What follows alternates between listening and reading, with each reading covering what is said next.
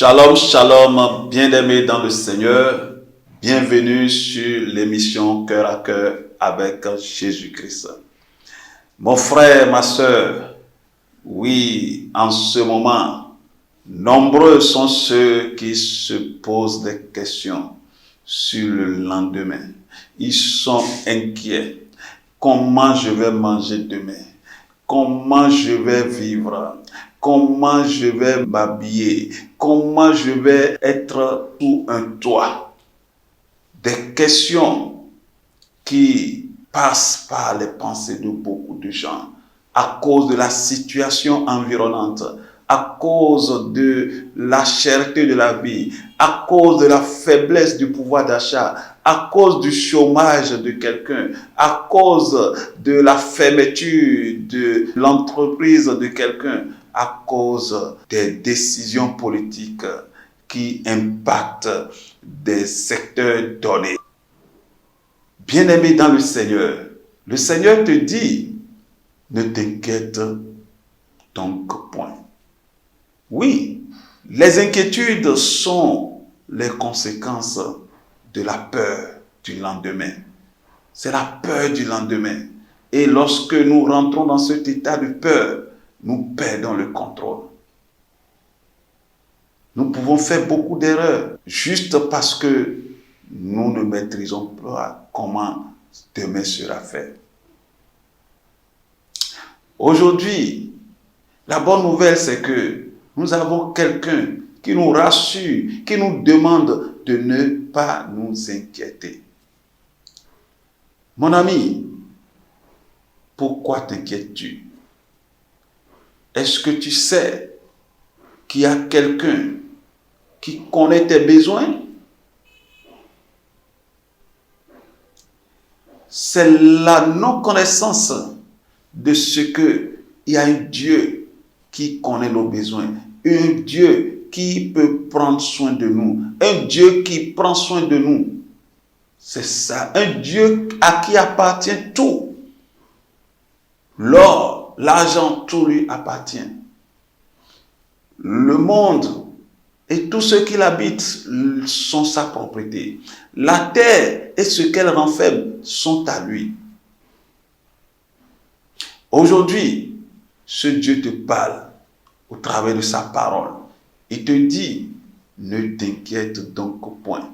Ne dis pas, que mangerons-nous? Que boirons-nous? De quoi serons-nous vêtus? Matthieu 6, 31. Ces questions, au verset 32, Dieu te dit, ce sont les païens qui s'inquiètent pour ces choses. Parce que votre Père Céleste sait que vous en avez besoin. Alléluia. C'est une assurance. Dieu connaît tes besoins. Dieu qui est ton Père, il connaît tes besoins. Tu dois cesser de t'inquiéter parce que il a dit dans sa parole, dans le livre de Matthieu 6, 27, il dit, qui parmi vous, par ses inquiétudes, peut ajouter une coudée à la durée de sa vie? C'est pour nous dire que nos inquiétudes ne peuvent rien changer dans notre situation. Il y a une autre attitude à avoir. Regardez ces peuples d'Israël qui sont sortis de l'Égypte après de grandes victoires pour l'Éternel. Ce peuple, quelque temps dans le désert, a oublié tout ce que Dieu a fait pour eux et a commencé par murmurer, à nous s'inquiéter, à regretter même l'esclavage dans lequel ils étaient. Et a dit, s'ils étaient en Égypte, ils auraient pu trouver de quoi manger. Juste face à une sensation de faim, ils ont commencé par murmurer, oubliant tout ce que Dieu a fait pour eux. Bien-aimé, je ne veux pas ça pour toi. Je ne souhaite pas ça pour toi. Parce que tes inquiétudes vont te sortir de la présence de Dieu. Or, nous avons besoin de la présence de Dieu pour affronter les défis de ce monde. Ces Égyptiens ont commencé par murmurer. Mais Dieu, puisqu'il est fidèle, puisqu'il connaît les besoins de chacun, puisque lui-même prend soin des besoins de chacun, il leur a donné la manne, il leur a donné les cailles et ils s'en ont servi. Bien-aimé dans le Seigneur, qu'est-ce qui fait tes inquiétudes?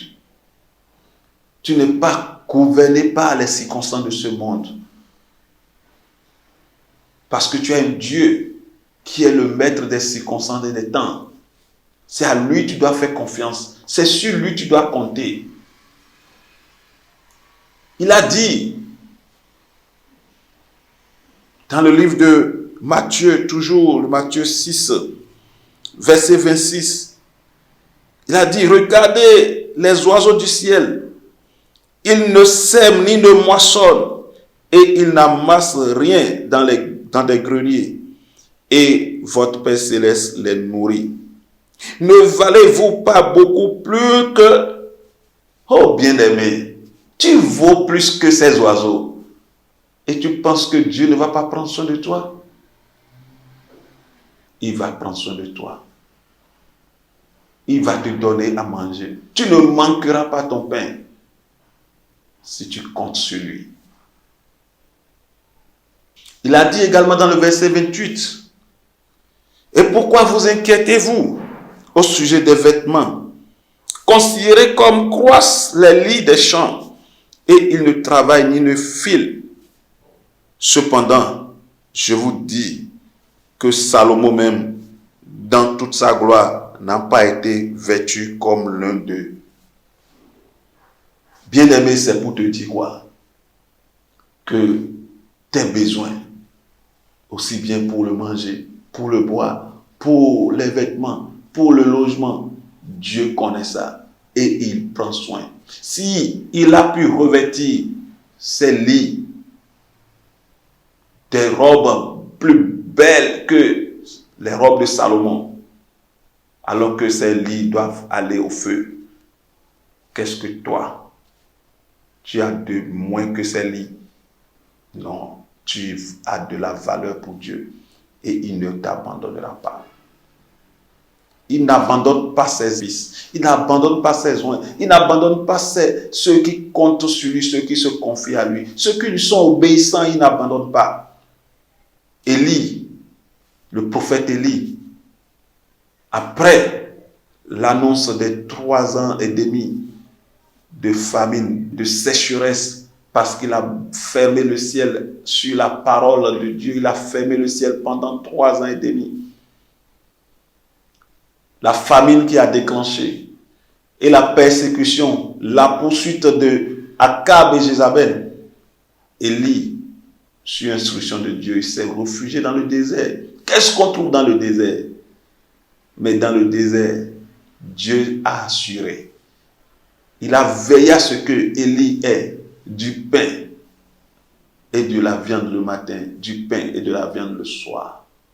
Chaque jour, et il avait l'eau du torrent de Kérit qu'il pouvait boire. Ce Dieu n'a pas changé, bien-aimé. Ce Dieu peut toujours et est prêt à prendre soin de tes besoins. Alors cesse de t'inquiéter. Cesse de vous chercher qu'est-ce que le lendemain va être. Dieu a dit dans Matthieu 6, 34, ne vous inquiétez donc pas du lendemain, car le lendemain aura soin de lui-même. À chaque jour suffit sa peine. Bien-aimé, contente-toi du jour que tu as. Contente-toi déjà d'avoir le souffle de vie. Et commence par mettre ta confiance en Dieu. C'est vrai, Dieu ne veut pas du paresseux. On ne demande pas d'aller croiser les bras et d'attendre que le repas va venir, d'attendre que ça va venir. Mais tant que tu mets ta confiance en Dieu, tant que tu te positionnes dans sa volonté, il prendra soin de toi. Alors, bien-aimé, qu'est-ce que tu dois faire? D'abord, tu dois faire confiance à Dieu. Tu dois mettre ta confiance en Dieu. Et deuxième chose, tu dois te souvenir de ses bienfaits. Tu dois te souvenir de ce qu'il a déjà fait pour toi. Si tu estimes que rien n'est fait, le fait juste d'être debout, d'avoir ton souffle de vie, alors que d'autres ne peuvent pas vivre aisément sans une assistance, alors que d'autres sont déjà sous terre, déjà ça c'est quelque chose qui t'a fait. Donc souviens-toi de ses bienfaits et des promesses qu'il a fait pour toi. Troisième chose que tu dois faire, tu dois porter tes besoins en prière. Tu dois présenter tes besoins à Dieu dans tes prières. Il a dit dans Philippiens 4, verset 6, « Ne vous inquiétez de rien, mais en toute chose, faites connaître vos besoins à Dieu par des prières et des supplications avec des actions de grâce. » Alors, bien-aimé, tu es invité à prier, à présenter tes besoins à Dieu. Tu dois rendre grâce à Dieu pour ce qu'il a déjà fait pour toi. N'oublie pas cela. N'oublie pas que tu dois rendre grâce pour ce qu'il a déjà fait.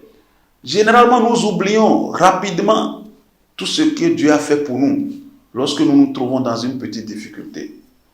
Et l'ennemi vient avec la peur du lendemain. La peur, il agite. C'est une arme que l'ennemi utilise pour pouvoir atteindre notre foi. La peur, en agitant la peur, il atteint notre foi. Et nous commençons pas à murmurer. Or, les murmures sont en abomination à Dieu. Nous commençons pas à nous plaindre. Pendant que tu te plains, pendant que tu murmures, tu n'auras pas l'intervention de Dieu dans ta vie. Alors, je vais prier pour quelqu'un ce soir. Toi qui me regardes en ce moment, si tu passes par des moments d'inquiétude, alors tu vas commencer par baisser la tête et dire d'abord que tu demandes pardon à Dieu pour les moments de murmure, pour les moments de doute, les moments que tu as passés à ne pas compter, à perdre la confiance en Dieu. Pour y demander pardon à Dieu pour ces moments de doute, les moments où tu es resté à te plaindre, à murmurer, demande pardon. Demande pardon à Dieu. C'est un Père miséricordieux. Il fait grâce à qui il veut. Il fait miséricorde. Demande-lui pardon. Demande-lui pardon. Repends-toi de ce moment. Ces moments de murmure, ces moments de plainte. Repends-toi de ces moments.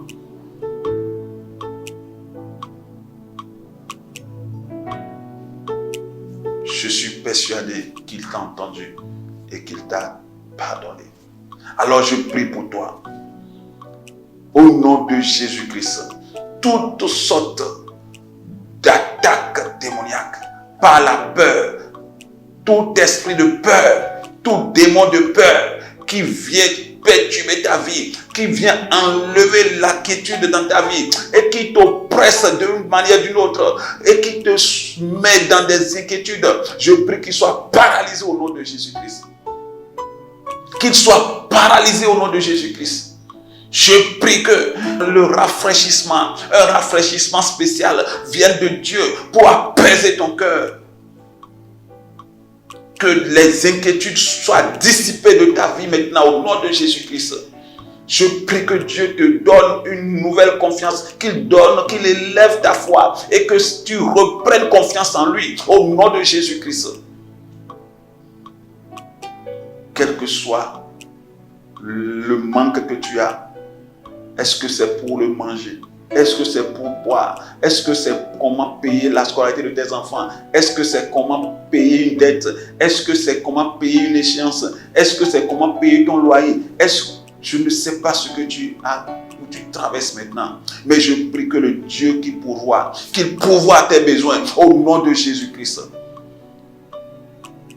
Que ce Dieu merveilleux qui n'abandonne pas ses enfants, qu'il pourvoie à tes besoins. Qu'il te remplit d'abondance. Que ta vie reflète la gloire de son nom. Au nom puissant de Jésus-Christ. Amen. Shalom.